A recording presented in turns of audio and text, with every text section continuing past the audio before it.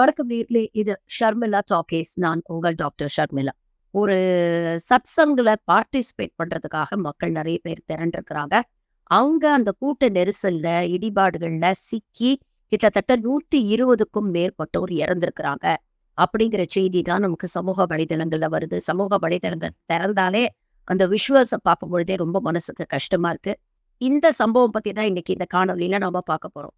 அதாவது யூபில ஹத்ரஸ் அப்படிங்கிற இடத்துல ஒரு சத்சங் நடந்திருக்கு. அந்த சத்சங்ல ஏற்பட்ட பிரச்சனைகள் தான் இது. யார் இந்த சத்சங் நடத்துனாங்க? இந்த பாபா, போலே பாபா அப்படிங்கிறவர் யாரு? இவருடைய பின்னணி என்ன? அப்படின்னு பார்த்தீங்கன்னா, இவருடைய இயற்பெயர் சூரஜ் பால். இவர் வந்து ஆரம்ப காலகட்டங்கள்ல யூபி அரசாங்கத்துல ஒரு சாதாரண போலீஸ் கான்ஸ்டபிளா வேலை செஞ்சுட்டு இருந்தாரு. 90கள்ல திடீர்னு இவருக்கு வந்து ஒரு ஞான ஒளி, ஞான திருஷ்டி கிடைச்சு, கடவுளுடைய நேரடி வாரிசு நான் தான்.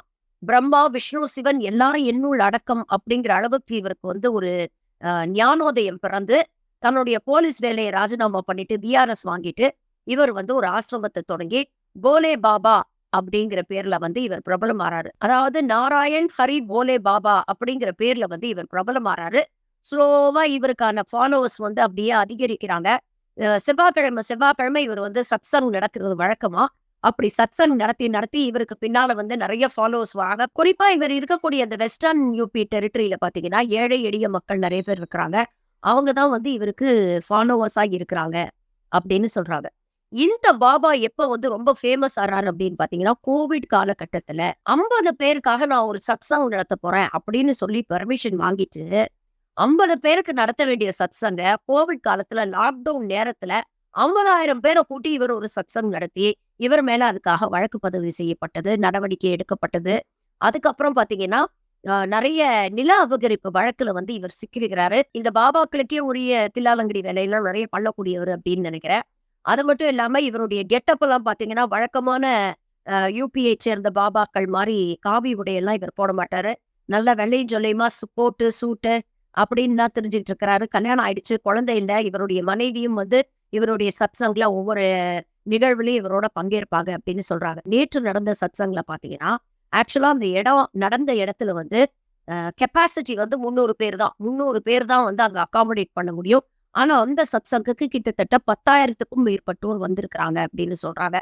இதுல ரொம்ப சோகமான விஷயம் என்ன அப்படின்னா, சத்சங் முடியற வரைக்கும் அந்த கூட்டம் தான் கலையாம இருந்திருக்கிறாங்க. இந்த பாபா கிளம்பி போகும்பொழுது இவர் காலடிப்பட்ட அந்த மண்ணை எடுக்கணும் அப்படிங்கிறதுக்காக இந்த கூட்டத்தில் இருந்த பெரும்பாலான பெண்கள் வந்து இந்த கூட்ட நெரிசல்ல சிக்கி அவங்க வந்து ஸ்டாம்பீடு நடந்து இதுல நிறைய பேர் இறந்து போயிருக்காங்க. இன்னைக்கு இந்த நிமிஷத்துல டெத் டோல் வந்து 122ன்னு சொல்றாங்களா, அதுல கிட்டத்தட்ட 117 பேர் பெண்கள், குழந்தைகளும் பெண்களும் தான் அதிகம் இறந்து போயிருக்கிறாங்க அப்படிங்கிறாங்க. ரிலீஃப் ஆபரேஷன்ஸ் பார்த்தா நம்ம சொல்லவே வேண்டாம்.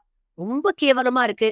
யூபி பெரும்பாலும் எப்பவுமே அப்படிதான் இருக்கும். என்னதான் வந்து நாங்க யூபியை வந்து முன்னேற்றிட்டோம், யூபியை டெவலப் பண்ணிட்டோம், யூபி மாடல் பாருங்க அப்படின்னு சொன்னாலும், இன்னொரு பக்கம் பாருங்க, மோடி ஆட்சிக்கு வந்த அப்புறம் கிட்டத்தட்ட 30க்கும் மேற்பட்ட மெடிக்கல் காலேஜஸ் எல்லாம் கட்டிட்டோம், மெடிக்கல் ஃபெசிலிட்டிஸ் எல்லாம் நாங்க மேம்படுத்திட்டோம் அப்படின்னு சொன்னாலும், இன்னைக்கு சமூக வலைதளங்கள்ல வரக்கூடிய வீடியோஸ பார்க்கும்பொழுது ரத்த கண்ணீர் வருது. சொந்தக்காரங்க எல்லாம் தூக்கிக்கிட்டு போறாங்க. இறந்தவங்கள தூக்கிக்கிட்டு ஹாஸ்பிட்டலுக்கு ஓடுறாங்க. ஒரு ஆம்புலன்ஸ் ஃபெசிலிட்டி இல்ல, ஒரு பேசிக் ஹாஸ்பிட்டல்ல ஒரு பேசிக் ஃபெசிலிட்டிஸ் இல்ல, ஒரு ஸ்ட்ரெச்சர் இல்ல. அப்படியே கீழ போட்டு வச்சிருக்கிறாங்க இறந்தவங்களுடைய பிணங்கள. இதெல்லாம் பார்க்கும்பொழுது உண்மையிலேயே திரும்ப கோவிட் காலத்த நமக்கு ஞாபகப்படுத்துது. கோவிட் காலத்துல எப்படி யூபியில வந்து ஹாஸ்பிட்டல் வாசல்ல எல்லாம் அப்படியே பிணங்கள் வந்து குவிக்கப்பட்டிருந்தது. கங்கையில எவ்வளவு பிணங்கள் மிதந்தது, இதெல்லாம் பார்த்தோம்ல. கிட்டத்தட்ட அதோட ரீகேப் மாதிரி இன்னைக்கு பார்க்கக்கூடிய விஷுவல்ஸ் வந்து அவ்வளோ மோசமாக இருக்கு. அந்த அளவுக்கு ஃபெசிலிட்டிஸ் எதுவுமே இல்ல. அப்ப இந்த மாதிரி ஒரு சம்பவம் நடக்குதுன்னா, அது யாரு ரெஸ்பான்சிபிள் அப்படிங்கிற ஒரு கேள்வியை நம்ம கேட்க வேண்டியிருக்கு இல்லையா? 300 பேர் அகாமடேட் பண்ண வேண்டிய ஒரு இடத்துல 10,000 பேருக்கு வந்து சத்சங் நடத்திருக்காங்க. இதுல காசு வசூல் பண்ணாம பண்ணியிருக்க மாட்டாங்க. இது ஃப்ரீ ஃபார் ஆல்லாம் கிடையாது. கண்டிப்பா காசு கல்லா கட்டியிருப்பாங்க. காசு வசூல் பண்ணியிருப்பாங்க. அப்ப 300 பேர அகாமடேட் பண்ண வேண்டிய இடத்துல 10,000 பேர் கூடுறாங்கன்னா, அந்த டிஸ்ட்ரிக்ட் அட்மினிஸ்ட்ரேஷன் என்ன பண்ணிட்டு இருந்தது? வேடிக்கை பார்த்துட்டு இருந்ததா? இவ்வளவு பேர்கிட்ட காசு கலெக்ட் பண்ணி ஒருத்தன் சத்சங் நடத்துறானே, இவ்வளவு பேரை ஏமாத்துறானே. குறைஞ்சபட்சம் இந்த சத்சங்ல வந்து சேஃப்டி ப்ரிகாஷன்ஸ்லாம் கரெக்ட்டா எடுத்திருக்கிறாங்களா? அப்படிங்கிறதையாவது அந்த அரசாங்கம் என்ஷூர் பண்ணணும்ல, டிஸ்ட்ரிக்ட் அட்மினிஸ்ட்ரேஷன். 10,000 பேர் கூடுறாங்க. அப்ப அங்க கூட்ட நெரிசல்ல மாட்டிக்கிட்டாங்க. நான் என்ன பண்ணுவாங்க? ஆம்புலன்ஸ் ஏதாவது ஒண்ணு ரெடியா நம்ம வச்சுக்கணும். பக்கத்துல இருக்கக்கூடிய ஹாஸ்பிட்டல்ஸ்லாம் அலர்ட் பண்ணி வைக்கணும். இந்த மாதிரி ஒரு கூட்டம் நடக்க போகுது. ஏதாவது நடந்தா வந்தான்னா ரெடியா இருக்கணும் ஹாஸ்பிட்டல் ஸ்டாஃப்.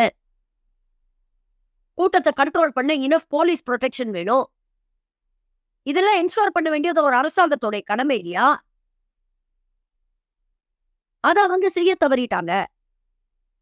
இன்னொரு பக்கம் இந்த போலே பாபா, இன்னைக்கு அவர் தலைமறைவாட்டாராம். அதாவது அங்கேருந்து கிளம்பும்போது இப்படி கூட்ட நெரிசல்ல இறந்து போயிட்டாங்க அப்படிங்கிற நியூஸ் கேட்டோன்னே, இன்னைக்கு ஆளு எங்க எஸ்கேப் ஆனாருன்னே தெரியல. தலைமறைவா இருக்காரு. தேடிட்டு இருக்காங்களாம். 10,000 பேர்த்த கல்லா கட்டி வசூல் பண்ணி சத்சங் அப்படிங்கிற பேர்ல ஏமாத்த தெரியுதுல்ல. உங்களுடைய பக்தர்கள் தானே.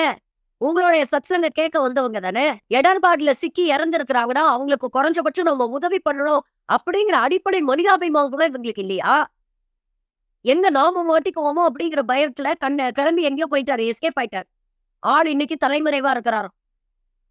யூபியோட சிஎம் யோகி ஆதித்யநாத் வந்து பார்க்க போறாரு. யூபியில இருக்கக்கூடிய அமைச்சர்கள் வராங்க. யூனியன் மினிஸ்டர்ஸ் வராங்க. எல்லாரும் பார்வையிடுறாங்க. ரிலீஃப் ஆப்பரேஷன்ஸ் எல்லாம் வந்து துரிதப்படுத்தப்பட்டிருக்கு. இறந்தவங்க குடும்பத்துக்கு வந்து அ நஷ்டஈடு கொடுக்கப்படும். இதெல்லாம் அனௌன்ஸ் பண்றீங்க. போன உசுரு திரும்ப வந்துருமா நஷ்டஈடு குடுத்தா? யாருகிட்ட இந்த நஷ்டஈட கலெக்ட் பண்ணி குடுக்க போறீங்க? கோடி கோடியா சொத்து சேர்த்து வச்சிருக்காங்களே இந்த மாரி ஃப்ராடு பாபாக்கள். அவங்க கிட்ட இருந்து பிடுங்கி குடுக்க வேண்டியது தானே? அவங்க மேல கொலை வழக்கு பதிவு பண்ணுங்க. தூக்கி உள்ள வைங்க. கொஞ்சம் கூடவா சிவிக் ரெஸ்பான்சிபிலிட்டி இல்லாம இப்படிப்பட்ட ஒரு சத்சங்கம் நடத்துவாங்க? அப்ப இங்க யாரெல்லாம் பொறுப்பாக வேண்டியிருக்குன்னு யோசிச்சு பாருங்க. இந்த மாரி பொய்யா மக்களை ஏமாத்தி, சத்சங்ன்ற பேர்ல ஃப்ராடுத்தனம் பண்ணக்கூடிய பாபாஸ ஒழிச்சாதான், இந்த நாடு வல்லரசு நாடாக முடியும். விஸ்வகுரு ஆக முடியும். 2வது மேனேஜ்மென்ட். டிஸ்ட்ரிக்ட் லெவல்ல இருக்கக்கூடிய ஆபீசர்ஸ் இவங்களுடைய அலட்சியமும் இதுக்கு ஒரு காரணம். அவங்க மேல நடவடிக்கை எடுக்கணும். இது போன்ற ஃப்ராடு பாபாலாம் ஆதரிக்கக்கூடிய பொலிட்டிக்கல் பார்ட்டிஸ் அதுல இருக்கக்கூடிய தலைவர்கள் அவங்க மேலேயும் நடவடிக்கை எடுக்கணும். அகிலேஷ் யாதவ்ல ஆரம்பிச்சு பிஜேபி வரைக்கும் எல்லா தலைவர்களும் இந்த போன்ற பாபாக்கள் கால்ல போய் விடுறாங்க.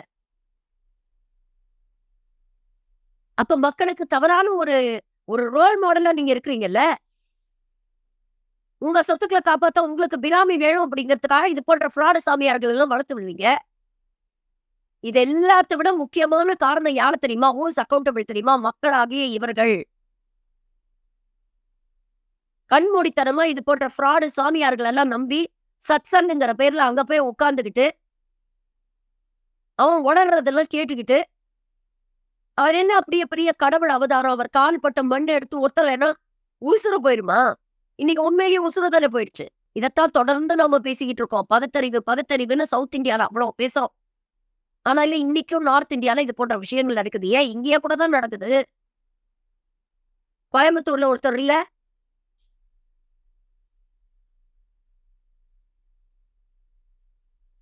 You don't need a broker between you and your maker. முதல்ல அதை புரிஞ்சுக்கங்க. ஸ்பிரிச்சுவாலிட்டிக்கும் மூட நம்பிக்கைக்கும் நிறைய டிஃபரன்ஸ் இருக்கு. அன்பு, அரண், நான் வயலன்ஸ் இது போன்ற நல்ல குவாலிட்டிஸ நம்ம வளர்த்துக்கிட்டாலே கடவுளுக்கு நெருக்கமாக முடியும். அதுதான் உண்மையான ஸ்பிரிச்சுவாலிட்டி. அத விட்டுட்டு இந்த மாரி போலி பாபாக்கள் மீது மோகம் கொண்டு அவங்க பின்னால சுத்திட்டு இருந்தீங்கன்னா, வாழ்க்கை தான் நாசமா போகும். இன்னும் எவ்வளவு பேர் இறந்து போயிருக்கிறாங்கன்னு தெரியல. உண்மையிலேயே ரொம்ப வருத்தமா இருக்கு. சம்பந்தப்பட்டவங்க மேல யூபி அரசாங்கம் நடவடிக்கை எடுக்குமா அப்படிங்கிறத பொறுத்திருந்து தான் பார்க்கணும். ஆனா இது போன்ற சம்பவங்கள் நமக்கு ஒரு பாடம். இந்த மாரி கூட்டங்களுக்கு போகும்போது தயவு செஞ்சு குழந்தைங்கள ஃபர்ஸ்ட் கூட்டிட்டு போகாதீங்க. லேடீஸ் எல்லாம் போறீங்கன்னா, இதெல்லாம் பாதுகாப்பா இருக்கா? அங்க பாதுகாப்பு ஏற்பாடுகள்லாம் சரியா செய்யப்பட்டிருக்கா? இதெல்லாம் உணர்ந்துட்டு இந்த மாதிரி கூட்டத்துக்கு போங்க.